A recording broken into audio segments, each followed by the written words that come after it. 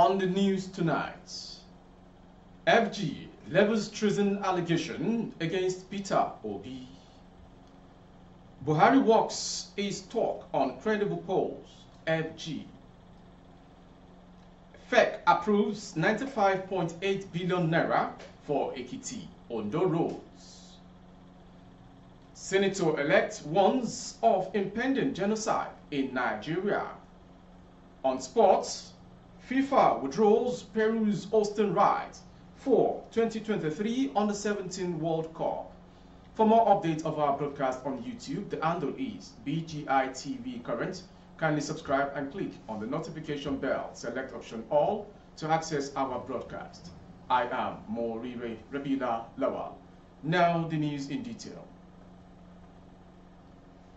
The federal government on Tuesday accused the presidential candidate of the Labour Party in the 2023 election, Peter Obi, of treason, saying he is inciting people to violence over the outcome of the presidential poll.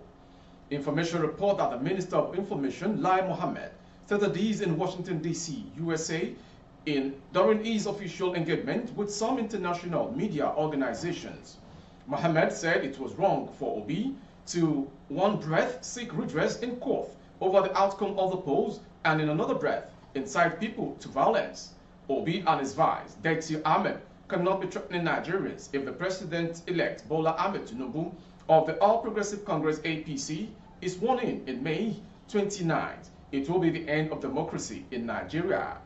This is treason. You cannot be inviting insurrection, and this is what they are doing. Obi's statement is that of a desperate person. He is not the Democrat that he claimed to be. To the next story. The federal government says President Muhammadu Buhari has delivered on his pledge to leave behind a legacy of free, fair, and credible election in the conduct of the 2023 polls.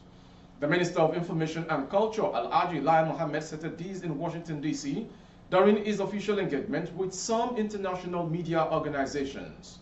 Information report that the minister is in Washington, D.C. to engage with international media organizations and think tanks on the just concluded 2023 polls. Information also report that the minister has so far engaged respectively with the Washington Post, Voice of America, Associated Press, and Foreign Policy magazine. The minister said in fulfillment of the president's pledge to restore sanity into the electoral process, he resolved that he would not confer special advantage on any political party, including the ruling All Progressive Congress APC, during the election. He said during the past elections, the president ensured that nobody used the security agencies to rig the election in his favor, but created a level playing ground for the elections to take place.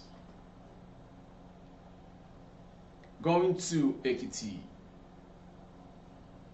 Information comes, the Federal Executive Council has approved 95.8 billion naira for the dualization of Akure, Ita-Ogbolu, Iju, Ado-Ekiti Road, linking Ekiti and Ondo states. Minister of State for Works and Housing, Umar El Yakub, said that these are the end of the council meeting chaired by President Muhammadu Buhari in Abuja. According to him, the fourth section of the road project on the Ondo site was awarded to two construction companies at the cost of 46.6 billion naira. He said the remaining balance of 49.2 billion naira would be expended on the second section of the project from the Ekiti state border. The Ministry of Works and Housing presented a memo for the consideration and approval of the council. This is the award for a contract for the dualization of the Akure, Ita-Ogbolu, Iju, Ado-Ekiti state border on the Ondo state's side. To the next story. Senator-elect Jimoh Ibrahim has warned the Nigerian government of converging events that threaten the peace and security of Nigeria, with the possibility of genocide and international intervention looming. In a letter to his academic colleagues, he highlighted the potential for the situation to move beyond the threat of using the language of war in peacetime, but a pseudo classification of desire for the legitimate rule. If government does not do the needful, genocide may travel across Nigeria's borders, Ibrahim wrote.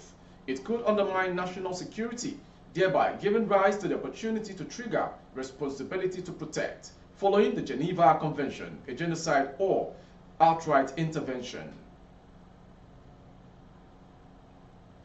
Going on to the next story. The literary luminary Wole Soyinka has added his voice to the discussions on the lingering effect of Naira redesign policy by Central Bank of Nigeria, accusing CBN Governor Godwin Emefiele of turning Nigeria into a state of despondency.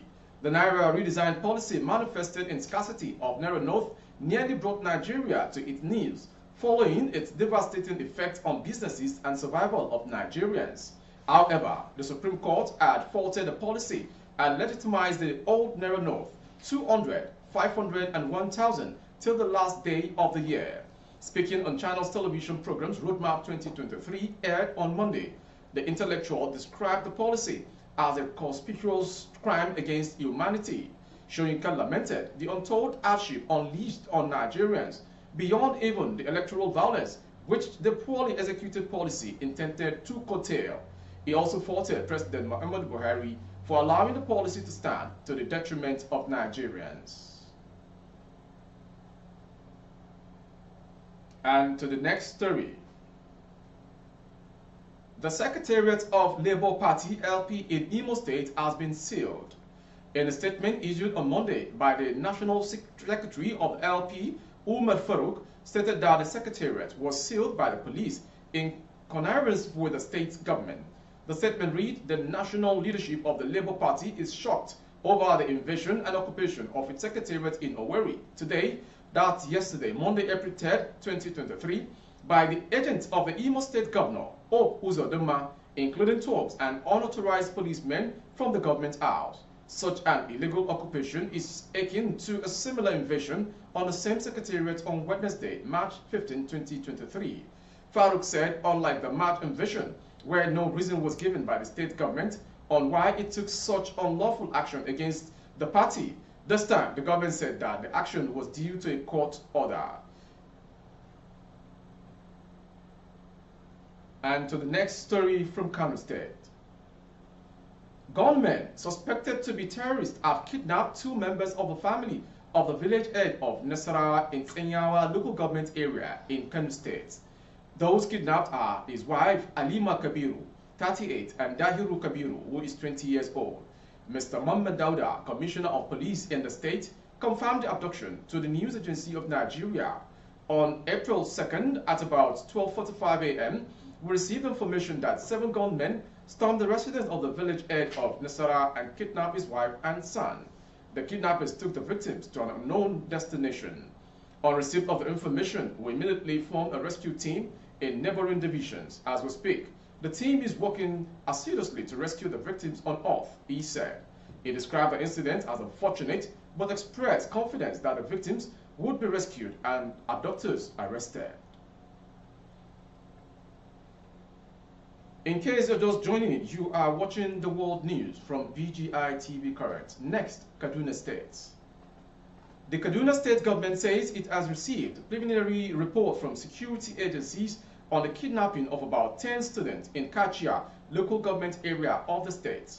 The Commissioner for Internal Security and Home Affairs, Mr. Samuel Arunwa, confirmed the incident in a statement issued on Tuesday in Kaduna. He said that according to a preliminary report, about 10 students of government secondary school, a day secondary school, were kidnapped on Monday. The exact location of the incident is yet to be ascertained, but detailed reports being awaited will clarify whether the incident occurred within the school premises or elsewhere. The government will issue a public statement accordingly when these reports are received, he said. Going on to the foreign story. The World Health Organization revealed in a report on Tuesday that 1 in 6 people worldwide is affected by infertility, and there is inadequate access to affordable care for this issue. Infertility, which affects men and women, is a reproductive condition defined by the failure to achieve a pregnancy after 12 months or more of regular unprotected sexual intercourse. According to the report signed by WHO Director General Tedros Adhanom, it analyzed all relevant studies on infertility from 1990 to 2021, with the result revealing 17.5% of the adult population experienced infertility in their lifetime. The rates are comparable for high, middle, and low-income countries, he said. The report reveals an important truth: infertility does not discriminate. The sheer proportion of people affected shows the need to widen access to fertility care and ensure this issue is no longer sidelined in health research and policies, so that safe, effective, and affordable ways to attain parenthood are available. Ending the world news this hour is a sports story. World Football Governing Body FIFA has withdrawn Peru's hosting rights to the 2023 FIFA Under-17 World Cup. FIFA made the announcement in a statement released on their website on Monday. The football body explained that the decision was reached after Peru's inability to fulfill its commitment to completing the infrastructure required to stage the tournament. FIFA has regretfully withdrawn Peru's hosting rights to the FIFA Under-17 World Cup 2023 following extensive discussions between FIFA and the Peruvian Football Federation, FPF. The tournament remains scheduled to take place from 10th November to 2nd December 2023, but the Bureau of the FIFA Council will now designate a new host in due course. Before we call it a wrap on the world news, some major headlines. FG levels treason allegation against Peter Obi. Buhari walks his talk on credible polls, FG. FEC approves 95.8 billion naira for Ekiti, Ondo roads. We also brought to you Senator-elect warns of impending genocide in Nigeria. And another one showing Cabran's Naira redesign crime against humanity. And finally on sport, FIFA withdraws Peru's hosting right for FIFA Under-17 World Cup.